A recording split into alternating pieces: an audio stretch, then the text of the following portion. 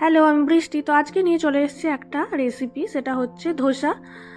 আর হচ্ছে ধোসার যে মানে বানানো যেটা, সেটা রেসিপি হঠাৎ করে মাথায় ভূত চাপলো, নিচ থেকে নিয়ে এলাম ধোসার ব্যাটার। তো বাড়িতে বানাবো ধোসা। তো এখানে দেখতে পাচ্ছ পেঁয়াজ নিয়েছি, তাতে সর্ষে, কারি পাতা, তারপর তো শুকনো লঙ্কা ফোড়ন করে পেঁয়াজটাকে ভালো করে ভাজছি। আগে থেকে আলু সেদ্ধ করে রেখেছিলাম, সেই আলুটাকে দিয়ে দিচ্ছি।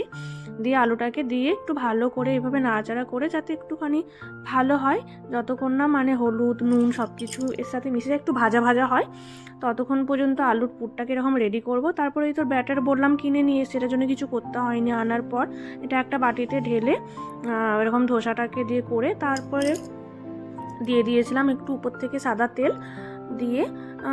খুব চটপট এগুলো তৈরি হয়ে যায়, আর হঠাৎ করে খেতে ইচ্ছে করলে খাওয়াও যায়। আর এখানে পুরো রেডি, দেখো ধোসাও রেডি।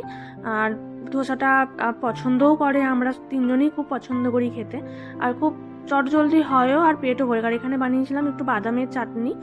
আর এখানে আমার বেটু খাচ্ছে, মানে ও শুধুটাই খেতে পছন্দ করে, মানে যাই করি আমি সেই মেন যে জিনিসটা সেটাই ও মানে খায় না।